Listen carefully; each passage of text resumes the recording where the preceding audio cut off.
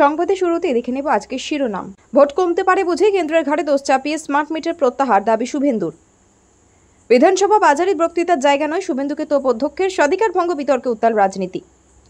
থমথমে মহেশতলায় জারি 163 ধারা, শুরু তৃণমূল বিজেপি তরজা। ওবিসি সংরক্ষণ নিয়ে রাজ্যের সমীক্ষাকে চ্যালেঞ্জ, ফের মামলা দায়ের হাইকোর্টে। প্রেমিক রাজের সঙ্গে সোনমে সেলফি এলো প্রকাশ্যে, মেঘালয় হত্যাকাণ্ডের কিনারায় এমনও আরও সূত্রের সন্ধানে পুলিশ। করোনা সন্দেহে চিকিৎসায় হলো না, অক্সিজেনের অভাবে মৃত্যু, কলকাতার হাসপাতালকে 5 লক্ষ টাকা ক্ষতিপূরণের নির্দেশ। বিস্তারিত খবরে যাওয়ার আগে ভিডিওটিতে একটি লাইক দিন এবং পরবর্তী আপডেট পাওয়ার জন্য চ্যানেলটিকে সাবস্ক্রাইব করে রাখুন। এখন বিস্তারিত খবর।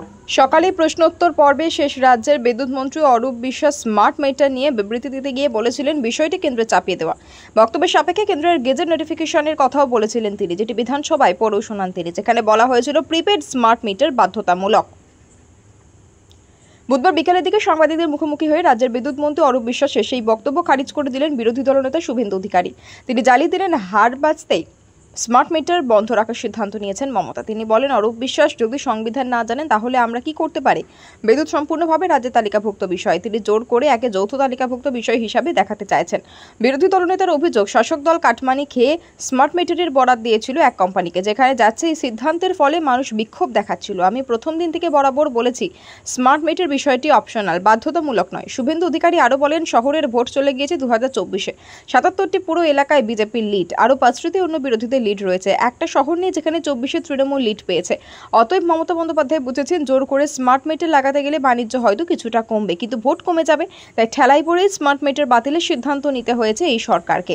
মুখ্যমন্ত্রী মমতা বন্দ্যোপাধ্যায়ের বিরুদ্ধে বিতর্কিত মন্তব্য করেছেন শুভেন্দু অধিকারী। আর এই অভিযোগ তুলে বুধবার বিধানসভায় বিরোধী দলনেতার বিরুদ্ধে স্বাধিকার ভঙ্গের অভিযোগ নিয়ে আসে রাজ্যের শাসক দল তৃণমূল কংগ্রেস। এই নিয়ে এদিন দিনভর পরস্পর বিরোধী মন্তব্যে উত্তাল থাকল রাজ্য বিধানসভা। মঙ্গলবার ভারতীয় সেনাকে সম্মান জানানোর প্রস্তাবে মুখ্যমন্ত্রীর বক্তব্যকে পাকিস্তানের সুর বলেছিলেন শুভেন্দু, আর তারপরেই তৃণমূলের তরফে তার বিরুদ্ধে স্বাধিকার ভঙ্গের অভিযোগ তোলা হয়।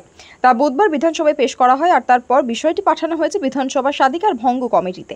বিরোধী দলনেতা যদিও জানিয়েছেন লিখিতভাবে জানতে চাওয়া হলে উত্তর দেবেন তিনি। পাশাপাশি তিনি আরও বলেন, স্বাধিকার ভঙ্গের নোটিশ আমাকে কিছু করতে পারবে না, দেখবি আর জ্বলবি লুচির মতো ফুলবি। ওকে 21-এ হারিয়েছে, 26-এও আবার হারাবো। 4 বছর 8 বার স্বাধিকার ভঙ্গের নোটিশ দেওয়া হয়েছে আমাকে, 4 বার করা হয়েছে সাসপেনশন, 8.5 মাস বেতন নেইনি। একমাত্র বিধায়ক আমি যে 2006 সাল থেকে মেডিকেল বিল নিই না। এসব করে আমাকে দমানো যাবে না। এদিন অধ্যক্ষের বিরুদ্ধে পক্ষপাত দুষ্ট আচরণের অভিযোগও তোলেন তিনি। এদিন বিধানসভা থেকে বেরিয়ে যাওয়ার সময় কড়া ভাষায় পাল্টা জবাব দেন অধ্যক্ষ বিমান বন্দ্যোপাধ্যায়। সংবাদ মাধ্যমের সামনে স্পিকার বলেন, এমন বিরোধী দলনেতা জীবনে দেখিনি।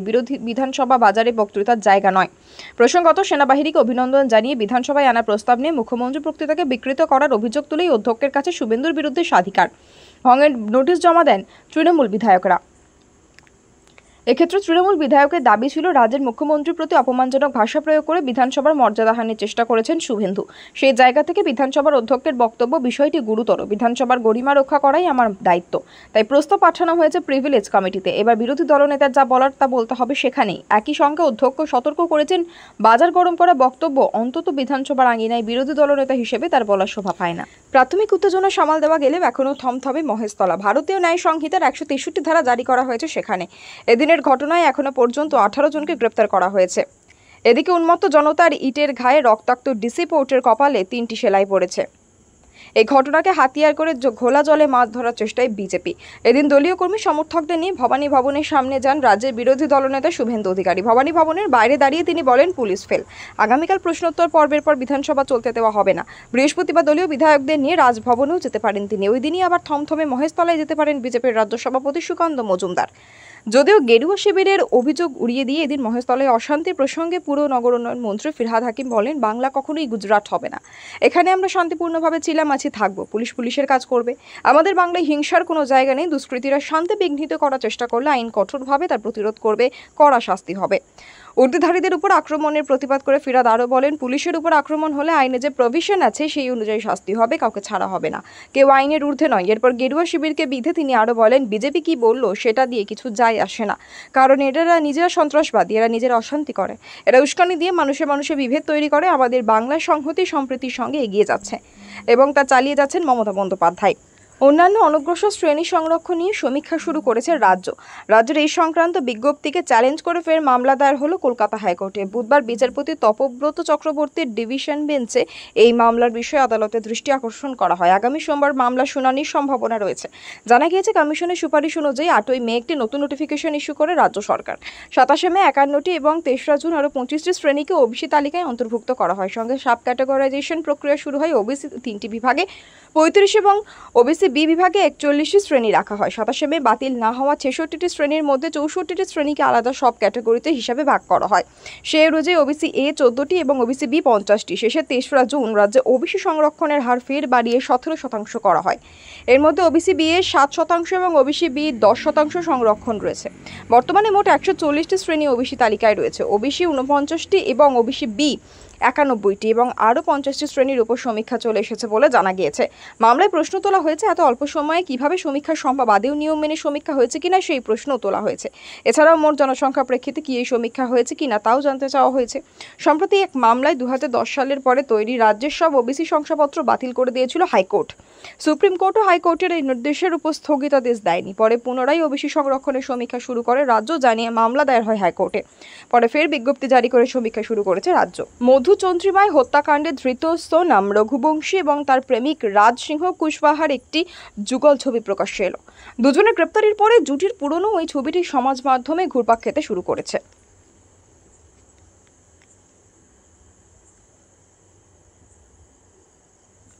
ওই ছবিতে দুজনকে একসঙ্গে হাসি মুখে দেখা গিয়েছে। বস্তুত সোনামের স্বামী রাজা রঘুবংশীর খুনে রাজ জড়িত থাকতে পারেন বলে সন্দেহ পুলিশের। মেঘালয় পুলিশের দাবি, ঘটনার সময় রাজ যেখানেই ছিলেন, তবে রাজের কি ভূমিকা ছিল তা তদন্ত সাপেক্ষ।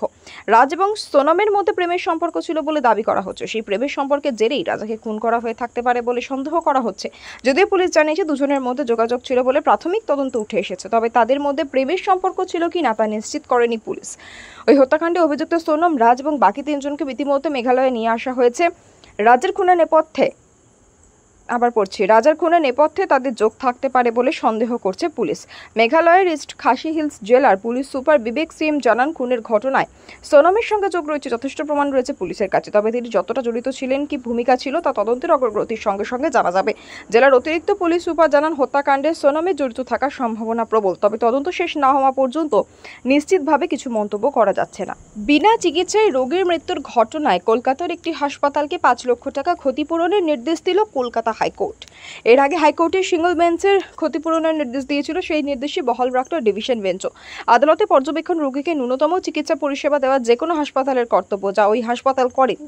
কলকাতা হাইকোর্টের বিচারপতি তপব্রত চক্রবর্তী এবং বিচারপতি ঋতব্রত কুমার মিত্র ডিভিশন বেঞ্চে বুধবার এই মামলা শুনানি হয়েছে। অবিলম্বে হাসপাতাল কর্তৃপক্ষকে 5 লক্ষ টাকা ক্ষতিপূরণ দিতে বলা হয়েছে। 2020 সালের ঘটনা। বেলঘরিয়ার যুবক শুভজিৎ চট্টোপাধ্যায়কে গুরুতর অসুস্থ অবস্থায় হাসপাতালে নিয়ে যাওয়া হয়েছিল। পরিবারের দাবি, তার অক্সিজেনের প্রয়োজন ছিল, কিন্তু যুবক করোনা আক্রান্ত সন্দেহ করে তা চিকিৎসা করা হয়নি। বিনা চিকিৎসায় তাকে ফেলে রাখা হয়েছিল। অক্সিজেনের অভাবে ধুঁকতে 2020 সালে 10 জুলাই যুবকের মৃত্যু হয়। এরপরেই ওই হাসপাতালের বিরুদ্ধে অভিযোগ দায়ের করে মৃতের পরিবার। বেলঘরিয়া যুবকের মৃত্যুর ঘটনায় রাজ্য স্বাস্থ্য নিয়ন্ত্রক কমিশনে অভিযোগ জমা পড়েছিল। কমিশন অভিযুক্ত হাসপাতালকে ক্ষতিপূরণের নির্দেশ দেয়। হাসপাতাল কর্তৃপক্ষ এই সিদ্ধান্তকে চ্যালেঞ্জ জানিয়ে হাইকোর্টের দ্বারস্থ হন। সিঙ্গেল বেঞ্চ ক্ষতিপূরণের নির্দেশই বহাল রাখে। সেই সিদ্ধান্তে হস্তক্ষেপ করল না উচ্চ আদালতের ডিভিশন বেঞ্চ। মৃত যুবকের মা জানিয়েছেন, আদালতের রায়ে তিনি খুশি। তার কথায়, আদালত আমাদের অভিযোগের মান্যতা দিয়েছে। হাসপাতাল অমানবিক আচরণ করেছিল, তাদের বিরুদ্ধে আমরা কঠোর পদক্ষেপ চাই, আর সেই মামলা এখনো বিচারাধীন রয়েছে। আপাতত ক্ষতিপূরণ দেওয়ার যে নির্দেশ আদালত দিয়েছি তাতে আমরা সন্তুষ্ট। আমি আমার সন্তানকে হারিয়েছি, ওই ক্ষতিপূরণের টাকা অসহায় কাউকে দিয়ে সাহায্য করব।